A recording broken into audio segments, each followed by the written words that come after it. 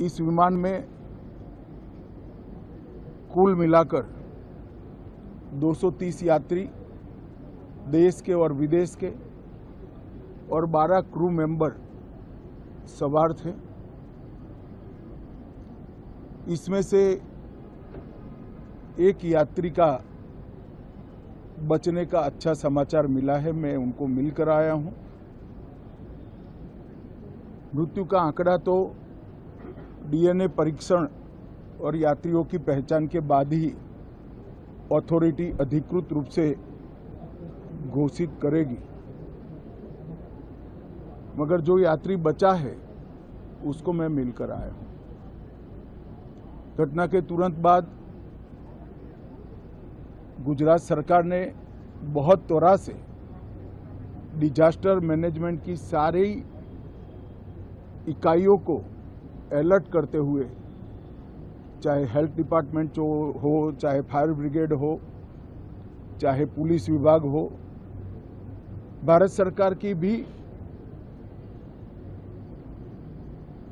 CAPF को संपर्क कर सभी ने एक साथ मिलकर राहत और बचाव का कार्य चालू किया।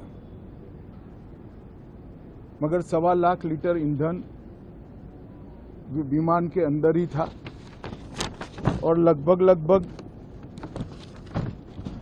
गर्मी तापमान इतना ऊंचा हो गया कि किसी को बचाने की मौका ही नहीं मिला। अब मैं घटना स्थान पर भी जाकर आया हूं। सारे यात्रियों के मृतदेह को बाहर निकालने का काम लगभग समाप्त हो चुका है। जितने यात्रियों के परिजन यहां पहुंच चुके हैं वो सबका डीएनए लेने की कार्यवाही भी 2-3 घंटों में समाप्त हो जाएगी। विदेश में जिनके परिजन हैं उनको सूचना देने की कार्यवाही समाप्त हो चुकी है और जैसे ही पहुंचते हैं उनके भी डीएनए सैंपल लिए जाएंगे और मृतदेहों की पहचान के लिए जितने मृतदेह मिले हैं इनके भी डीएनए सैंपल लेने की कार्यवाही समाप्त हो चुकी है। इस विमान में कुल मिलाकर 230 यात्री देश के और विदेश के और 12 क्रू मेंबर सवार थे। इसमें से एक यात्री का बचने का अच्छा समाचार मिला है, मैं उनको मिलकर आया हूं। मृत्यु का आंकड़ा तो डीएनए परीक्षण और यात्रियों की पहचान के बाद ही अथॉरिटी अधिकृत रूप से घोषित करेगी,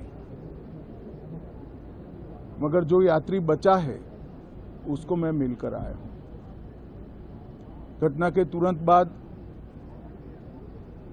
गुजरात सरकार ने बहुत त्वरा से डिजास्टर मैनेजमेंट की सारी इकाइयों को अलर्ट करते हुए, चाहे हेल्थ डिपार्टमेंट हो, चाहे फायर ब्रिगेड हो, चाहे पुलिस विभाग हो, भारत सरकार की भी सीएपीएफ को